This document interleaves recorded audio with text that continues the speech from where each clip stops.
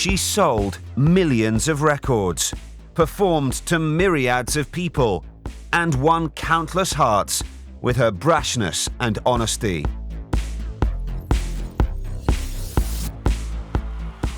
Her name, Stefani Joanne Angelina Germanotta, may not be familiar to many, but everyone knows her stage name. Guys, it's Lady Gaga! Pop phenomenon doesn't come close to describing the lady from New York. As dance diva, singer-songwriter, and cultural icon, Lady Gaga is the most controversial and talked about woman in entertainment.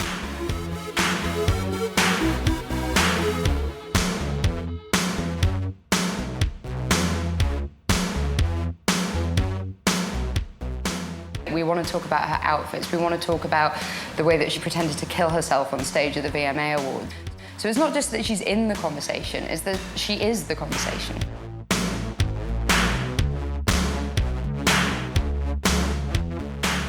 She knows what she's doing, she's feisty, she knows the business.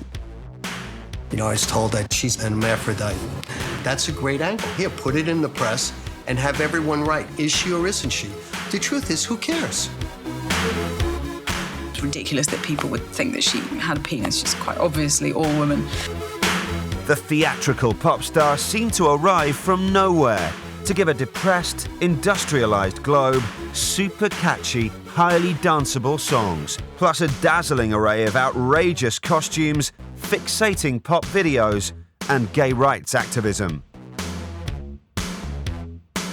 Image is everything to her success. If Lady Gaga had come along and wasn't falling out of nightclubs, wearing her pants, then she wouldn't have become a tabloid staple.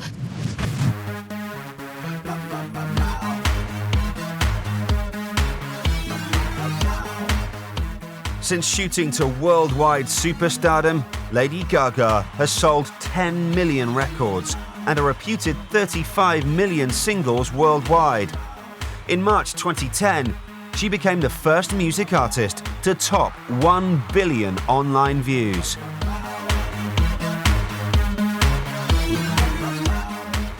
We wrote Just Dance in 1 hour. It's like magic. We recorded the demo in my computer, 1 hour, poker face, 1 hour. And now, she's taking on the world, one sequin at a time.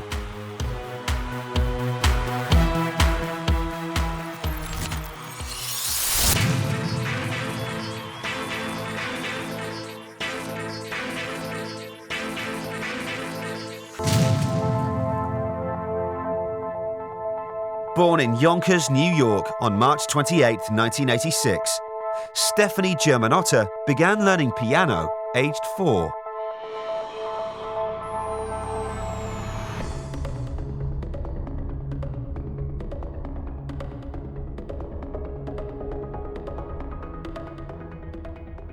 She did show a lot of musical talent as a child, and the reason that she started playing the piano in the first place was that her mother wanted her to take up something as a hobby. She had a lot of energy as a small child, and her mother wanted her to direct that into something constructive. But things didn't quite go according to plan. When she first started playing the piano, she didn't actually play at all. Her mother was like, you're going to sit at that piano, I don't care if you play, you're going to sit there for an hour every day, just to try and control her daughter a little bit.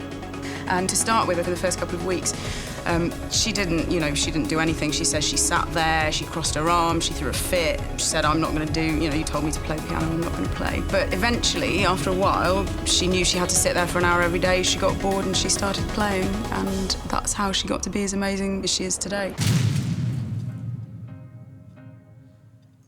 We can't do it if it snows. Lady Gaga is a talented musician. And actually, if you look back on clips that have been shown of her on various shows, and if you look on YouTube, there are clips of her, when she's younger. She's obviously a good pianist. She's not the greatest pianist in the world, but she's obviously a good pianist. She has got actual talent, and I think that's been something that's been really lacking in the pop sphere, because we are now presented with so many pop artists who come through reality shows like X Factor, and these people obviously do have talent. They're good singers, they can dance, but they aren't the whole package, and she is absolutely 100% the whole package. I really, really love what I do. I genuinely, I live and breathe and love music and my art, and I'm a very passionate person. And I guess when you feel as though you would be empty without your work, you don't mind the hustle, and you don't mind stopping.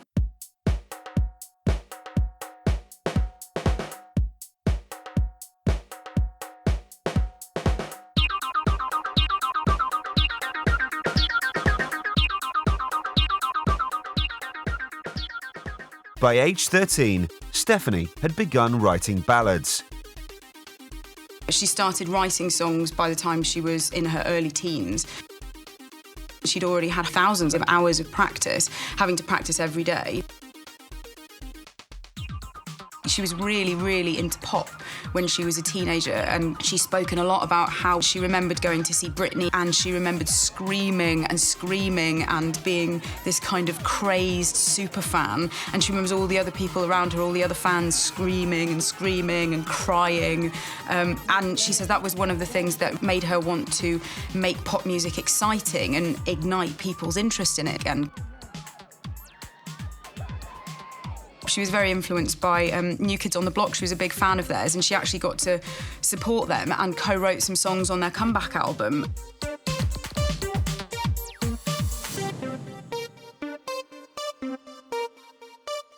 A chance meeting with vocal coach Don Lawrence was to provide the young Stephanie with a once-in-a-lifetime opportunity. The way that she was eventually encouraged to start writing her own songs was she was in a boutique in New York after school one day, just wandering around singing along to herself to whatever music was on the radio, and the guy who was working in this boutique heard her singing and thought she had a fantastic voice and said, "Oh, you should hook up with my uncle, he's a voice tutor in New York." It was just a completely random occurrence that just happened out of nowhere. She was a little bit a bit scared at first, but she took the card and she went home and she made the call. And the voice tutor, the uncle of this random guy who happened to work in this boutique, was Don Lawrence, who is one of the most revered and the most famous vocal coaches in the entire world. One of the first bits of advice he had for her was, it's all very well to play the piano, it's all very well to sing, but you need to start developing and start writing your own songs. And that was why she started writing her own songs in the first place. As a vocalist, she is possibly not the greatest vocalist in the world, but there is a quality to her voice that when she uses it well, I think it really works.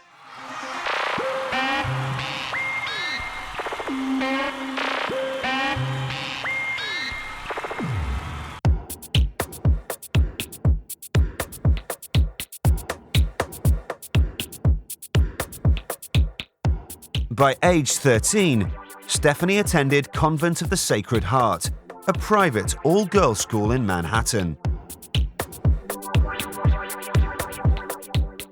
She came from a privileged background. She went to a quite exclusive Catholic high school. It costs a lot of money to send your daughters there. It's the same school that Paris and Nikki Hilton went to. Lots and lots of very famous alumni have come out of this school. Stephanie Germanato, obviously she was deprived of nothing because she's running around screaming and wanting to share whatever her enthusiasm is. I think it's a blessing. She didn't go with the same kind of ethic as lots of the girls that went who were just born into money and expected a lot. She went there thinking that she was going to work really hard because that's what she'd got from her parents.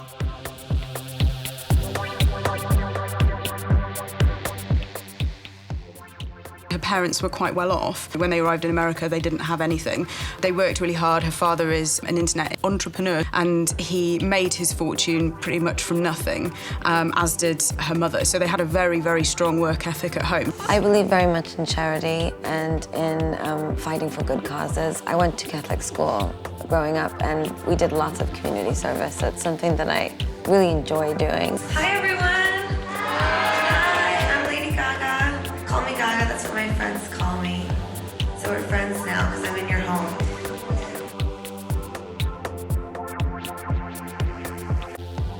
Just walking through and the The community here, the way that you all are with each other, I can feel the love in the room. Anything that I can do to be a part of this organization, I want to help and get to know all of you today. This is a transitional place, and I can feel in this room there's a lot of really, really amazing people that are ready for the future and ready to go out there and make a difference, and I'm just so proud of everyone. So thank you so much for having me. Thank you to Richard Branson, and thank you so much.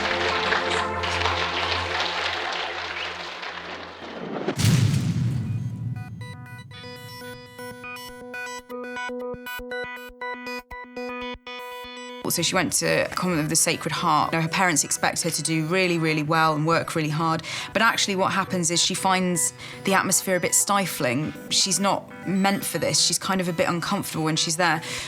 She said a lot that she was bullied and the kids would tease her because she had a big nose and she was a bit pudgy and her hair was stupid, and she wasn't really interested in that kind of socialite life.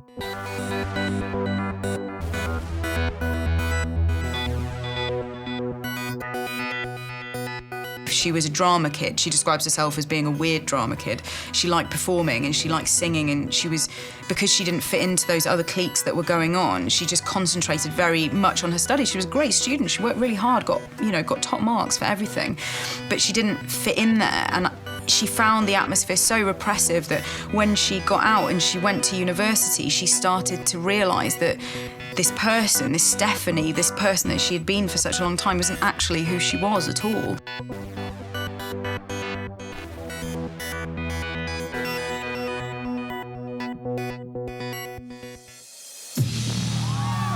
Okay, let's sing along, little monsters.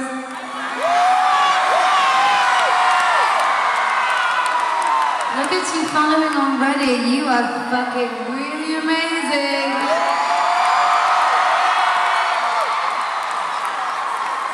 With you little monsters, there is no hate in the world. There is only love.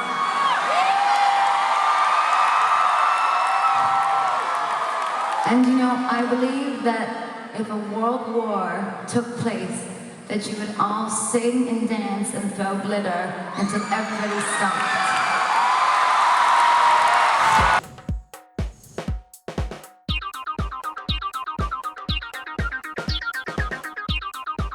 She started experimenting. This is when, kind of the whole no pants thing came in. She realised that was more who she was. She had a voice, she wanted to sing, she wanted to go out in her pants, she wanted to wear high heels, she wanted to make her hair crazy. So all of these things had been bubbling up, and that was how she found herself. And she's so like, this is who I am, and if you don't like it, then that's tough because I'm gonna rule the world, and that's how it is. Well, I think that the good news is, as many people say that the music industry might not be doing so well, the good news is that music is doing fabulously. Because more than ever, we need an escapist environment, somewhere to go and get lost from all of the things that we're dealing with in our personal lives.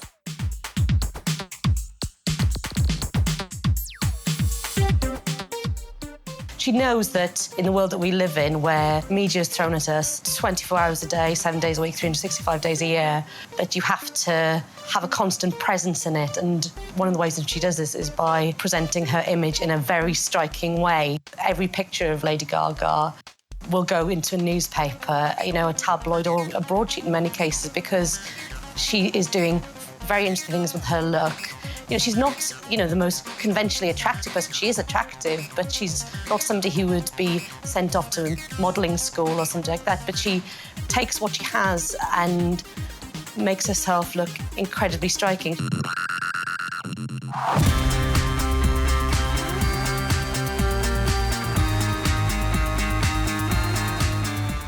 She attracts audiences. She gets people to get off their tush and buy the records. Either they let their fingers do the buying or they let their legs take them to buy. But she's obviously talented.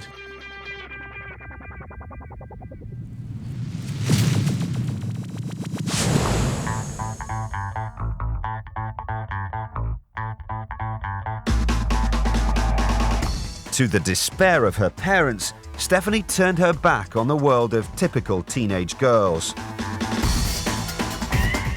She started doing burlesque routines, doing go-go dancing in clubs, quite risque. She was go-go dancing with a friend of hers from New York called Lady Starlight. The pair of them would go to rock clubs and wear very little. And by very little, I mean, you know, leopard print, thong, perhaps a $3 bra and some little tiled mirrors, which they stuck on with glue.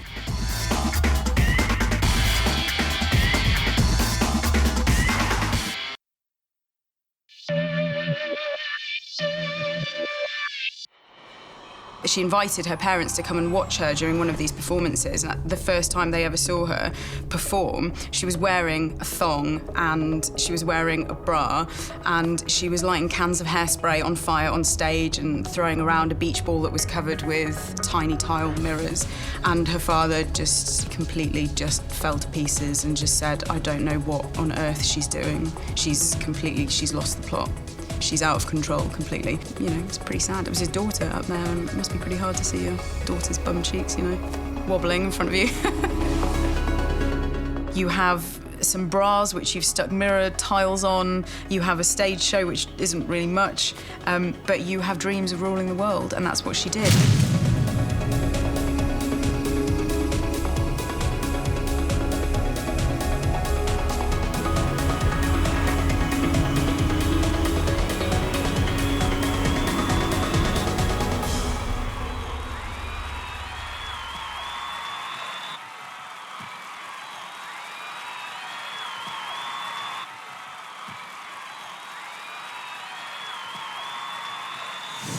I love you so much. It's been a real joy getting to know my fans in Germany, and it's always been a dream of mine to have success here, as the music here in Germany and the club culture has inspired so much of my music on the Fame Monster.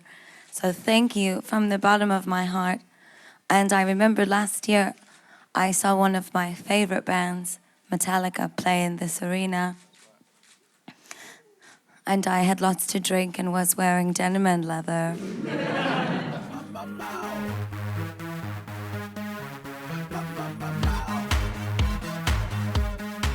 What she did is she got on the circle of entertainment. And she got on it by finding some producers who were looking for talent to help write. And then when she wrote, she sang 1 or 2 songs, and they figured, hey, payday, I could make another artist out of this woman. And that's what I believe happened. And she's not the first nor the last that will happen. And then when you pull it off, all of a sudden you're an overnight sensation because no one knew you yesterday. Stephanie hooked up with Rob Fusari, a music producer who was to become a pivotal force in her career. Rob Fusari was incredibly important in Gaga's life. He's a producer who's had so much experience already in the kind of sphere that Gaga wanted to move into, which is mainstream world pop domination. Fusari had been writing songs for a very long time. He was very experienced, which was something that Gaga didn't have. She was entering this industry kind of completely, like, as a virgin. She had no real experience. She didn't know anybody in the industry, and, you know, 9 times out of 10, that's how you get somewhere, is by knowing somebody, and she didn't know anybody.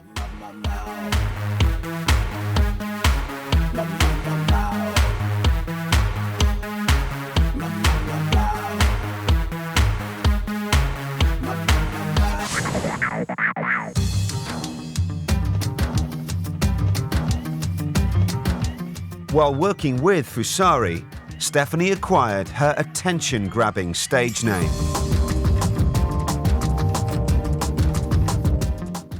She loves David Bowie. She's into glam rock. She loves Mata Hoople. She's in awe of Queen and whatever they represented. In fact, that's where her name comes from, Radio Gaga.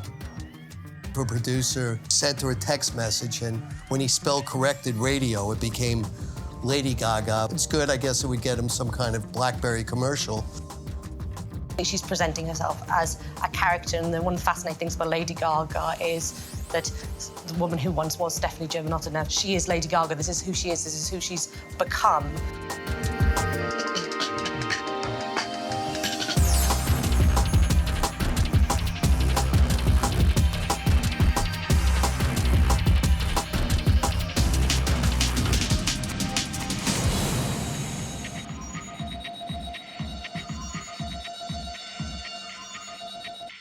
Throughout 2007, Gaga collaborated with performance artist Lady Starlight.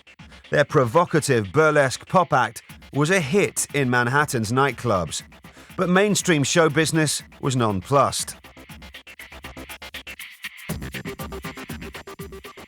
The mainstream American media didn't want to hear about it. They didn't want to know about her. She was just some kind of crazed lunatic who wore a leotard and a weird thing on her head. Her songs were about sex and bisexuality, which is, is the thing which the mainstream American media is not very comfortable with ever.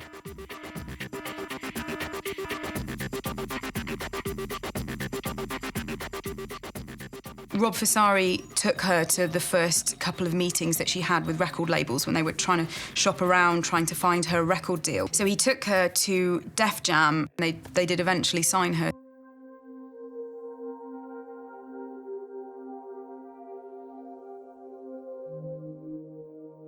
Signed to Def Jam by her 20th birthday and writing songs for artists such as the Pussycat Dolls, Britney Spears and New Kids on the Block, before her debut album was even released, Lady Gaga earned the right to reach for the sky.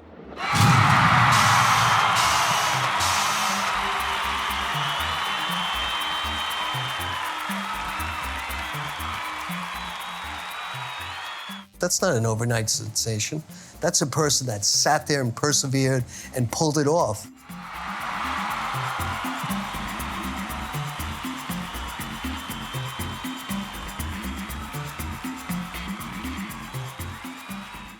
I am the hardest working woman in pop.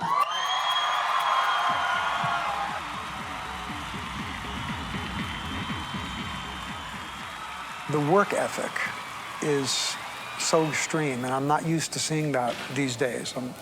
I'm seeing a lot of people who I think are expecting things to happen, or people who are watching, television break their careers for them and deliver them inside of one series, whether it's Idol or X Factor or some vehicle that delivers your career.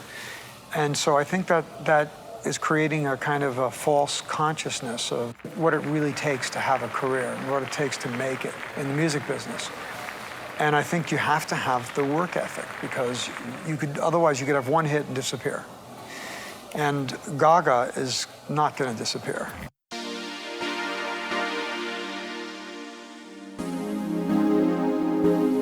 Was able to write songs that she herself could sing. She's a singer-songwriter of her age.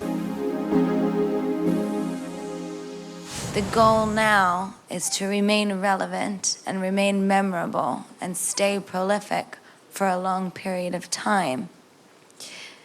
To change the landscape of what music is, of what fashion is, to keep the two in line with one another.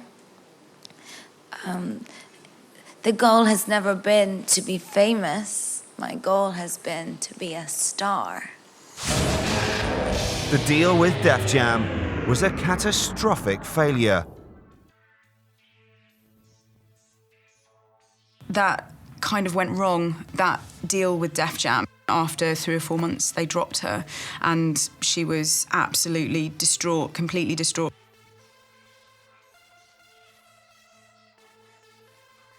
Rob Fessari was on a plane from New York to San Francisco, and during that flight, she found out she was dropped, and she made, 30 phone calls to him, just completely hysterical, saying, "They've dropped me." This was her dream. What happened then made her much more determined with her songwriting. It made her much more determined to market herself, and, it made her stronger as well.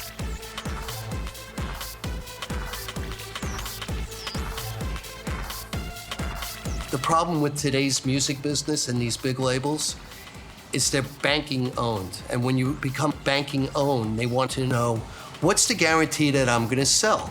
Instead of like, this is art and art will really sell. So what they do is they program you. Oh, you have to have this producer because he will write this type of song, or you have to have that type of producer. And in my 40 years, that's what destroyed music, because it gets rid of the originality. And so she worked with these 2 producers who could put her on that circle, and Akon and Red One are the 2 producers. The next thing you know, he calls me, tells me, you know, I want you to meet this artist.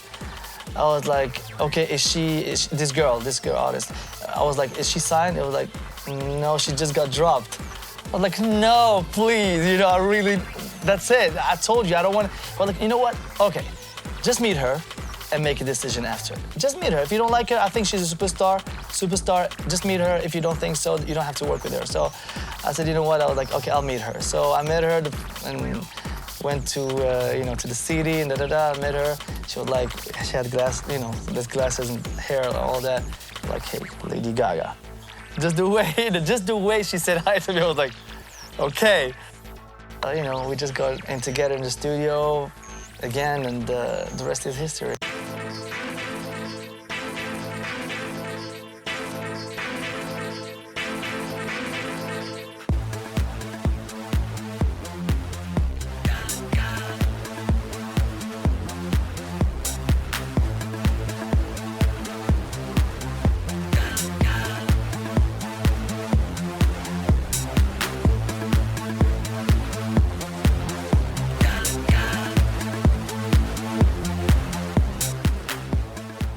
Once Red One had worked with her, they signed her. The initial project they wanted her for was for songwriting for other artists. I got a phone call that there was a young artist named Lady Gaga who was about to release her record, and she was a fan and wanted to write with me. And at that time, no one had heard of her. I said, please send me some of her music, and I could tell they were really excited about this possible collaboration. And got back to my hotel room, listened to the MP3s.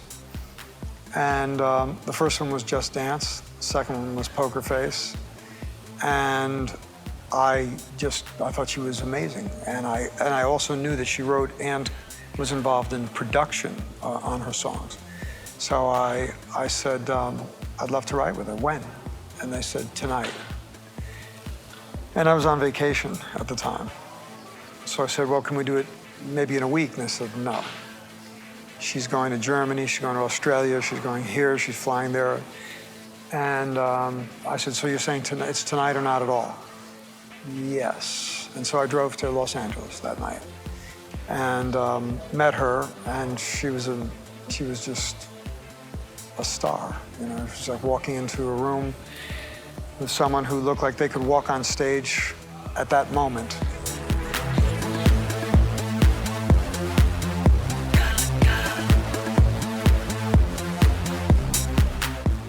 I was signed to Interscope over 2 years ago, and I got to know Jimmy and Dr. Dre.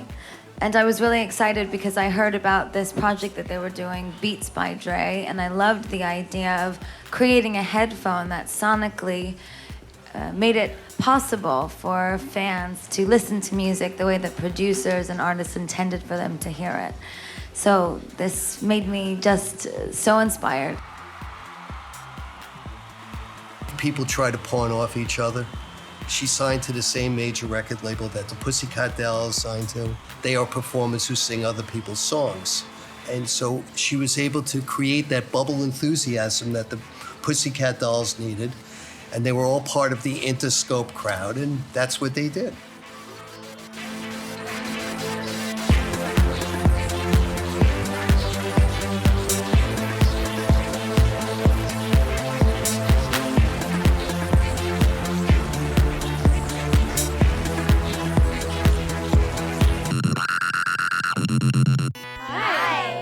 In 2008, Gaga joined forces with the Pussycat Dolls as a sensational opening act for the Doll Domination World Will there be Tour. anyone in particular in the audience? Will Lewis Hamilton be in the audience? It's Doll Domination. We're so excited. It's the biggest tour we've ever done, and it's amazing, and we've worked really hard on it, so we hope you love it. And we also have amazing people opening up for us. Lady Gaga, who's just killing it all around the world. Neo, we're such big fans of him, so we just feel like we're in the best company. They just look really good, and they're helping us to doll dominate, that's for sure. Have a good flight. Hey guys, well I just saw 2 music videos, and I'm going to go to London to see the Dolls. I'm on tour with them now. That's right. You really excited about that? Yes, I'm so excited. That tour was a huge deal because that went around the world. Suddenly, her popularity was growing a lot. There were lots and lots of rumours in the papers about the Pussycat Dolls all being really angry because suddenly she was huge and she was bigger than them. But she's very gracious, and one of the best things about Gaga is she will never, ever say a bad word about another artist.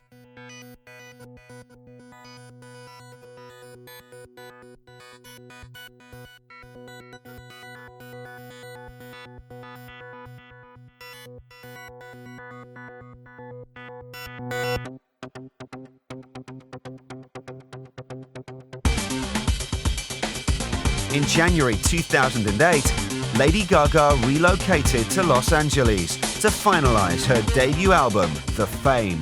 We just got in together in the studio. Again, in 1 week we did Just Dance, Poker Face, Love Game. We did boom, boom, boom, like, it's just magic. It was just clicking, and she's very inspiring, so it was easy to work with her and make those hits, you know?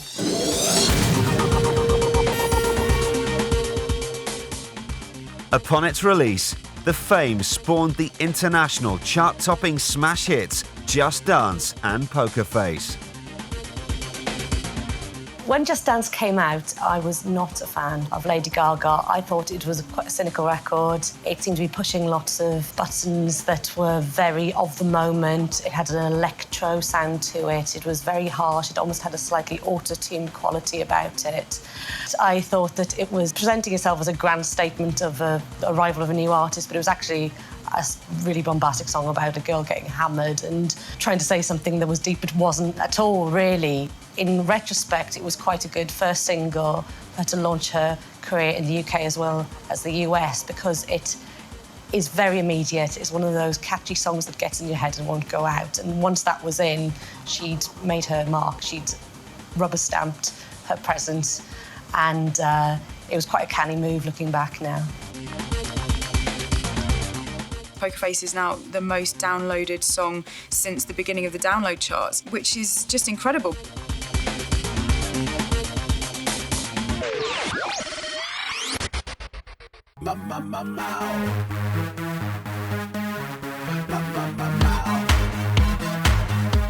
The Fame went on to earn Gaga a total of 6 Grammy nominations. This established her position as a bona fide pop culture phenomenon and first superstar of the digital era.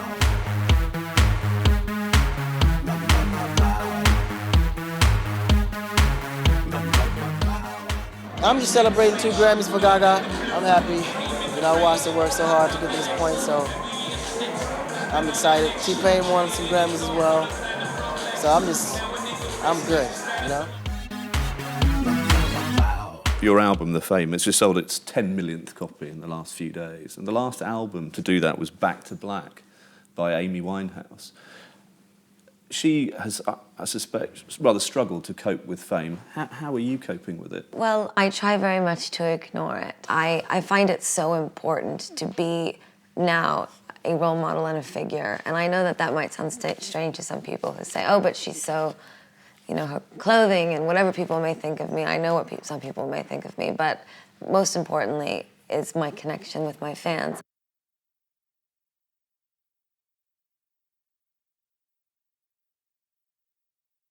I know lots of people who had been haters or deniers of Lady Gaga up to that point.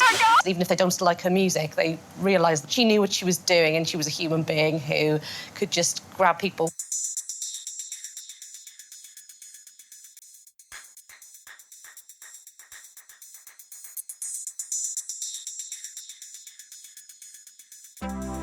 January 2009 brought the announcement of a world tour with US rapper Kanye West. I'm very excited.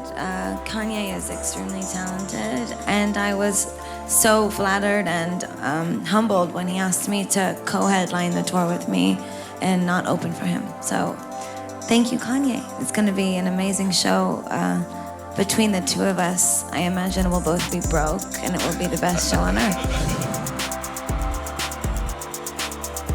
She is very famous for saying that she doesn't keep any money herself, she spends all the money on her show. The more and more lavish her show gets, the more expensive the tickets are getting. You very rarely see stage shows as elaborate as hers. She pushes everything to its extreme, whether it's dripping with blood in a live performance or whether it's her quite openness about bisexuality in her videos, in her interviews, whether it's just carrying around a teacup because she wants to see what kind of response she'll get.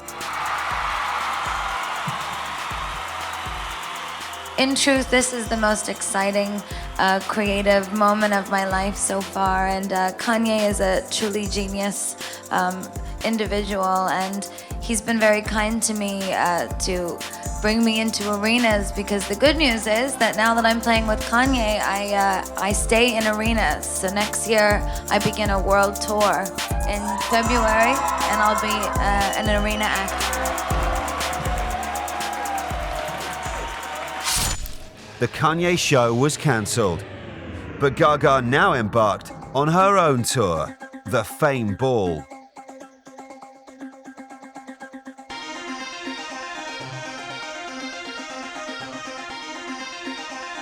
Truthfully, the Fame Ball is a party. It's an experience. It's a place for kids that love to get wasted and make art, go to meet each other and celebrate.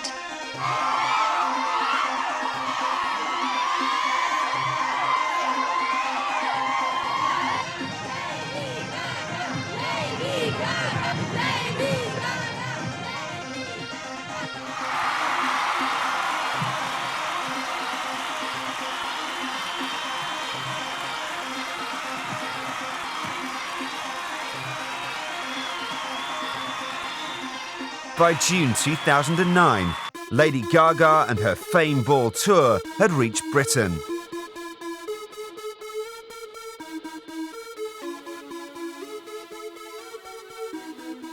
At Glastonbury, she really changed people's minds. Glastonbury is a very old-fashioned, muddy, gritty, earthy British festival. And so to see somebody who comes on stage wearing ridiculous costumes, playing the piano and actually engaging with the audience, which is something I think surprised a lot of people, because Lady Gaga generally is somebody who presents herself in a very controlled manner. But she talked to the audience, she had fun with the audience, and she actually showed that you can be somebody who presents herself as a great work of art, but also be a human being that can appreciate the situation that she's in and respond to a crowd in a certain way. The best bit of the whole show for me is when she sits at the piano. That, to me, I could watch a whole show like that. You know, I saw Ziggy Stardust when I was 12, so after that, nothing can impress you, really. It's a bit like, yeah, whatever, you know.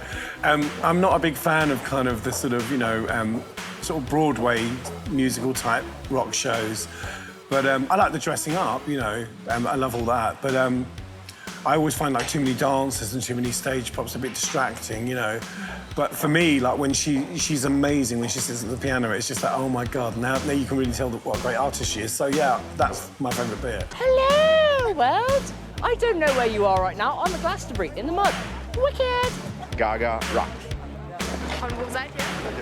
You can never take too many precautions at Glastonbury, man.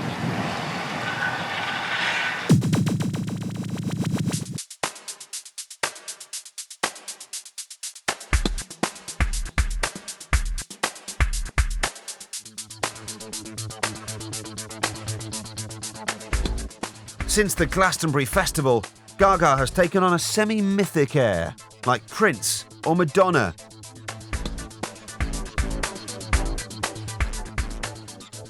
It's interesting about Lady Gaga because when she started out, instantly people said that she was the new Madonna. It came along very early in her career, and it seemed like quite a bold claim at that stage. But as her career's developed and she's had a much larger public profile, it's very obvious that she's very in control of her career, her look, her sound, and obviously that has parallels with Madonna. But she does something very different from Madonna, so in a sense, you can see that she is like the Madonna of old, but also she's completely her own person. She's completely unique.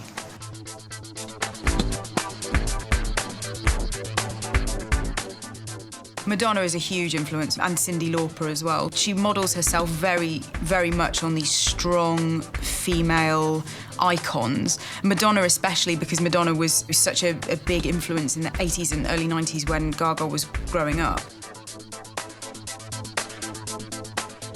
Looking at the backgrounds of Madonna and Lady Gaga, people will instantly draw comparisons because they are Italian-American girls who moved to New York. They created their own careers there. They had to do a bit of hard work to get where they are. It's interesting now because Lady Gaga is a little younger than Madonna was when she first started out. She doesn't come from the same background as Madonna in terms of being a dancer, which Madonna was originally.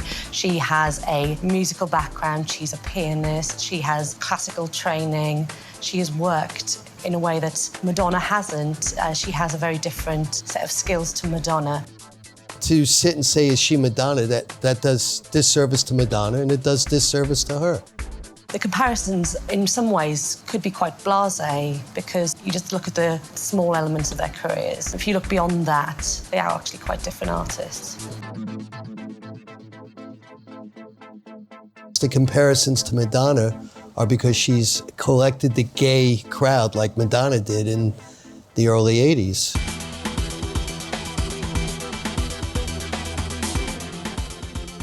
Gaga's devotion to and promotion of every aspect of gay culture is legendary.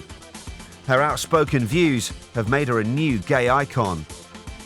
She's very encouraging and supportive of the gay community, and she's been very, very encouraging of gay teenagers to be strong and be themselves, and, you know, it doesn't really matter if you're gay, who you are is a beautiful thing.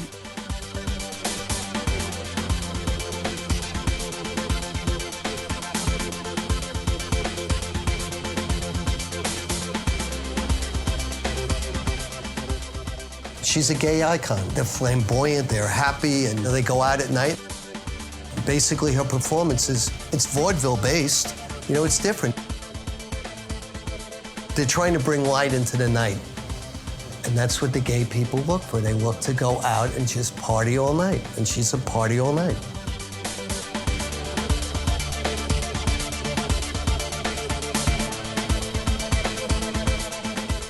She is just an absolute gay icon in every way. She's always respected the gay community and played in a lot of gay clubs. And she talks very openly about how much she appreciates her gay fan base.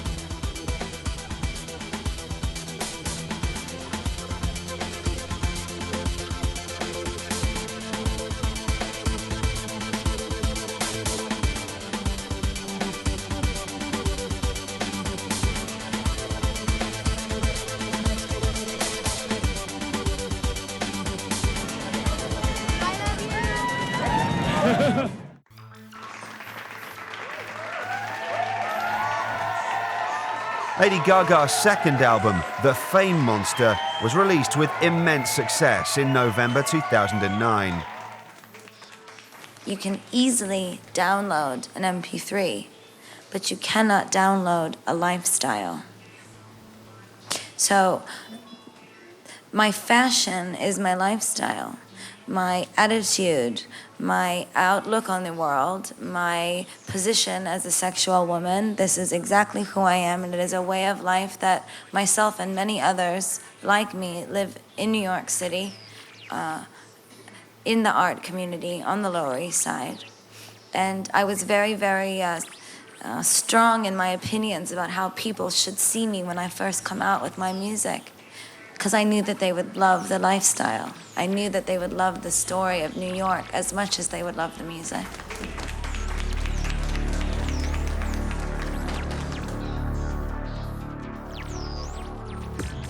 She's been given two pretty enormous accolades. One is Queen of the Downloads, and the other one is Queen of Digital Video.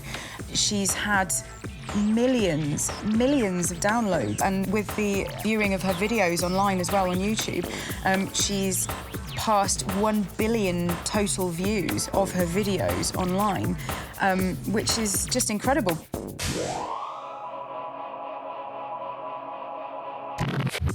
She's the queen of pop music in a completely new era. 20 years ago, 10 years ago, when Britney first started out, when Christina Aguilera started out, the beginning of Madonna's career, we didn't have downloads, we didn't have MP3s, we didn't have any of this. We're moving into a completely new paradigm for music, generally, not just pop music. Gaga is proving that it's translating into money, it's translating into hard cash, into paid-for downloads.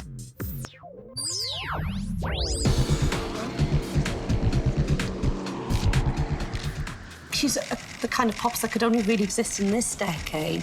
There's something, in some ways, a bit old-fashioned about Lady Gaga because she does hark back to older, stronger females, which is fantastic. But the fact that she uses the new media so brilliantly in terms of the way she presents herself visually and is in the papers every day, the way her videos have become massive viral hits on the internet. I often say that if I was reincarnated in the 70s, I'm not sure I would have made it to being a pop singer. I would probably be on acid following the Beatles somewhere. I love rock stars, and there's very little left today, but in the 70s they were running rampant, so.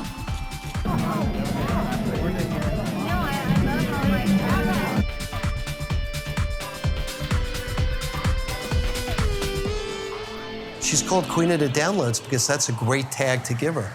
And I'm sure she created it. You know, when they tell you who has the most downloads, like reputedly she's got the most downloads in her song, I bet not. She may have the most recorded downloads. You can't record the unrecorded downloads, the pilfering and everything else. But what's fantastic is she has a ton of them. So everyone wants to be number one. You're only number one until the next one comes along.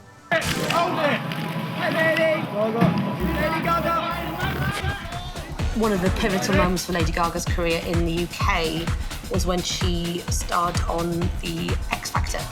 The X Factor is largely known for producing very safe, very bland, pretty malleable pop stars.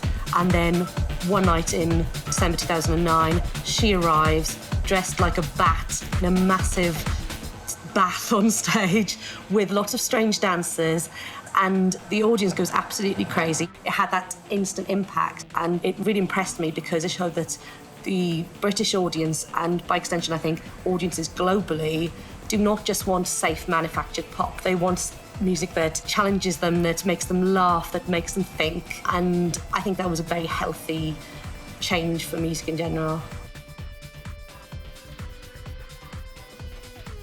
She's always thinking about the next thing she's doing. She's thinking 3 or 4 videos ahead. And I knew she was a star, but I didn't know she was going to be the biggest thing in the universe by now.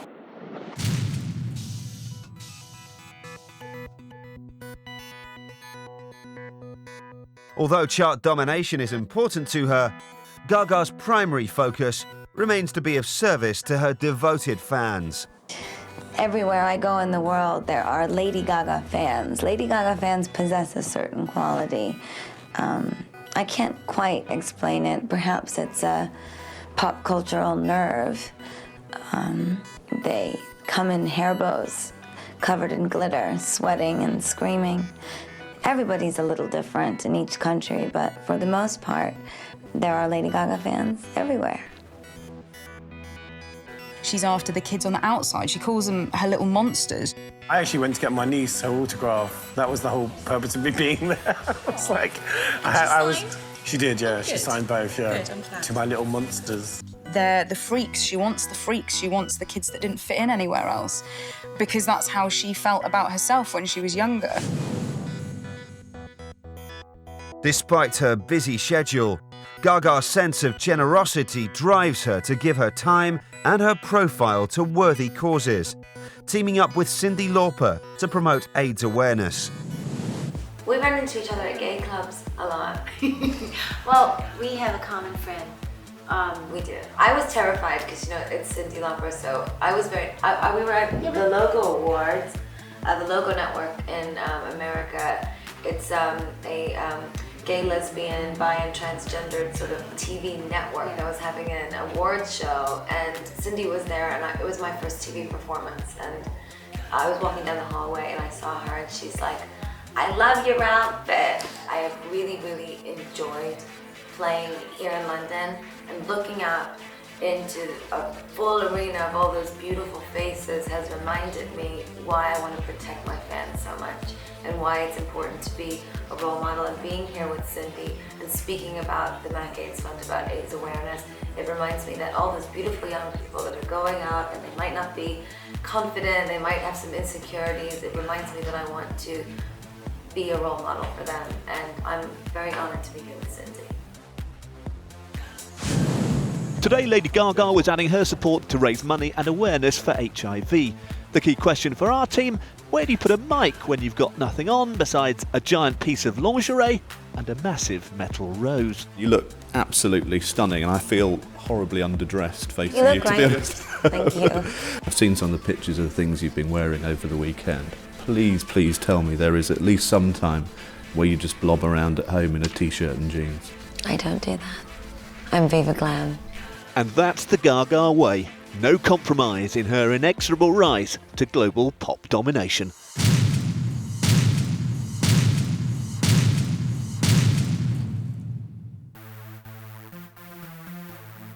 Lady G has kept the fashion pages alight with her increasingly outlandish yet creatively brilliant parade of outfits.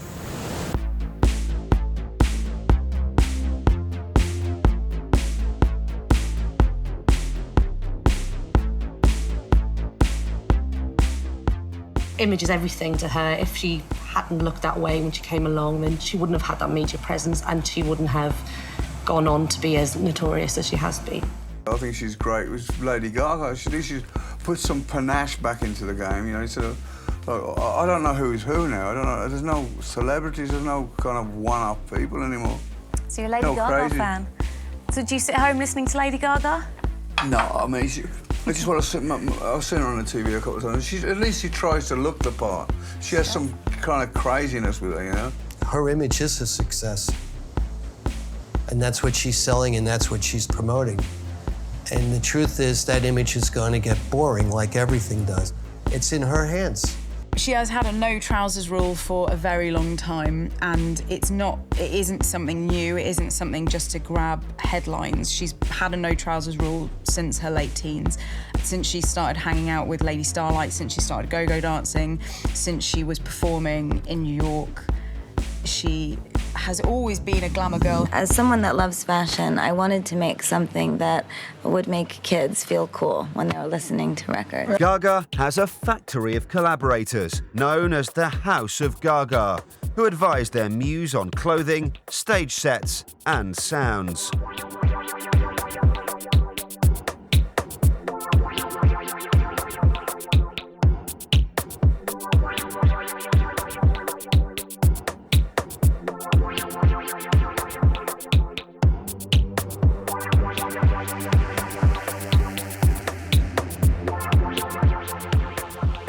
The way she's created the House of Gaga as a brand is quite interesting. It's a very powerful brand and almost looks back to a time of German decadence, like the 20s and 30s, these sort of strange, larger-than-life female characters. I do think she really does try and hark back to the classic dames of Hollywood and Europe and tries to get that across in what she does. She's very in charge of the things she wants to project to the outside world. She has this group of advisors around her, stylists and costume makers and so on, who are people who she's been friends with for a long time. And so she has people who knew her before who can tell her and bring her down to earth. No, that doesn't work. No, that looks stupid. No, that's what everybody else is doing, because she needs to keep pushing this innovative edge, and that's what she wants. She wants to be different. She wants to stand out. And so by keeping these people around her who are very loyal and have been, you know, with her for a long time, she manages to do a really good job and not just, you know, take on any old person that the record company wants to throw at her. She keeps people who are loyal. She's totally in control. And what she is she's wise enough at a young age to listen to those around her, to accept their ideas and to formulate them, and to come at and then regurgitate them as her.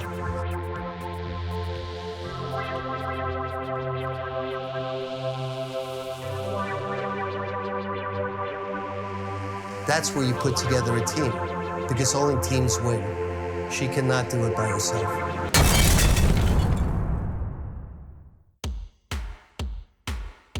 Lady Gaga has changed the fashion game for every performer. All female pop stars are now conscious of their need to up their stage presence. From Beyonce to Kylie, Christina to Rihanna, divas have had to take a rain check on their usual stylists. How you doing, Lady Gaga? Looking beautiful as always, sweetheart. Hey, Lady Gaga, who wears better outfits, you or Katy Perry? All right, have a good night. Thanks, guys. Although her clothes and hair might have changed, Gaga's career focus is the one thing that hasn't, along with her original approach to performance artistry.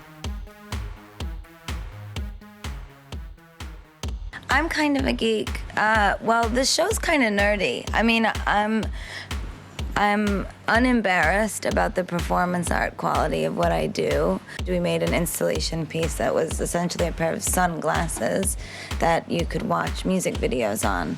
And I built them out of iPods. And the idea was for it to be commentary on how the iPod has changed the way we see music. Not the way we hear music, but the way we see music as a file, as a stream. And maybe not everybody gets it, but like I said, they look like the jackets my friends and I wore in New York. And our style and our sense of self is what propelled us all towards the fame, towards that sense of we can do anything, we can be whoever we want. She's saying that besides listening to me orally, I'm visual, and you need to see me visually. So she's combining the two senses, audio and visual, and she's trying to say she's more than just a singer. She's a performance. She's very, very influenced by performance artists. She's very influenced by Andy Warhol and his ideas of fame. And work often seems to involve being the apparent calm at the centre of a storm that his presence creates, which of course contributes to the art itself. But is Warhol still doing interesting work? I think it's an image of our time. I think that it's Some people say, what the hell is she doing? It's a performance, it's performance art. She's taking the concept of just going to a gig and seeing somebody sing and dance around a bit. It's just combining these two traditions with each other and making something completely new. It's smart. It's very 21st century. Now, you've just played two sold-out shows at the O2 over the weekend, highly critically acclaimed. Just tell me what sort of response have you had from the public in London? Well, you know, London is not always an easy crowd. And I remember because I used to open for so many people here, and I would always find sort of solace and happiness when I would go to the gay clubs because they were always wild and dancing and they really loved and enjoyed me. But the O2 was something I've never experienced before. I mean, everyone was dancing and screaming and on their feet the whole show, and it was really remarkable. And it reminds me why I want to do work like this so much, because I look out into the audience and I hear them singing my music and supporting me, and I think I want to do everything I can to protect them, because some of them are very troubled and insecure and don't feel that they fit in. Would you ever consider moving to London? I don't really live anywhere. I live on my stage. All my clothing and props and things are on. I don't have a home, so I don't really live anywhere. But I love London. Like any worthy performance artist, Lady Gaga actively encourages speculation about her sexuality.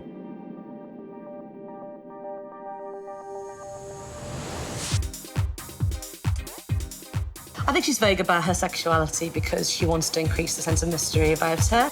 She admits to being bisexual, and she's still a performer, she's still singing, and we should honor her performance and her singing, but instead we like to go, that's what that is, and that's why that is, and it's a great angle to keep in the press. Lady Gaga knows what she's doing in terms of the hermaphrodite dream. She knows that that's one of the debates, and she's stoking that fire. She's obviously a woman. I don't think it does her career or her myth any harm to kind of just let those dreamers carry on all by themselves. Initially, she refused to say that she didn't have a penis, which was a great thing because people would bring it up in an interview and she'd just say, I don't want to talk about it. I don't think it's important if I'm a hermaphrodite or not. Lesbian, gay, bisexual, transsexual groups were really, really connected with her because she was saying that sexuality is not an important thing. What do you care if I have a penis, or what do you care if I have a vagina, or if I have neither, or if I have both? I am fabulous and my music is the thing that's important. While I was on stage, all of the young boys were going, do you have a boyfriend? And the answer is no. But I'm very busy, so I would be a terrible wife. Lady Gaga. Oh, that's very nice. You had me at bluffing with my muffin.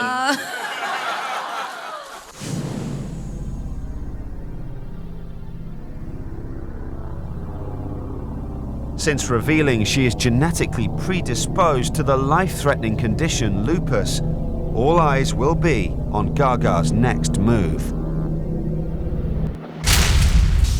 She'll either mature with the audience, or she'll do what a lot of other artists do. They disappear. But who knows? This woman looks like she could transcend.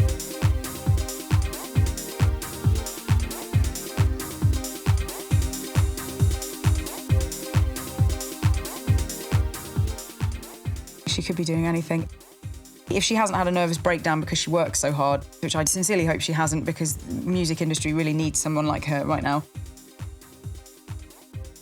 I see Lady Gaga in 20 years' time in an amazing mansion in the Hollywood Hills with a house of Gaga aging around her, lots of poodles, lots of platinum discs.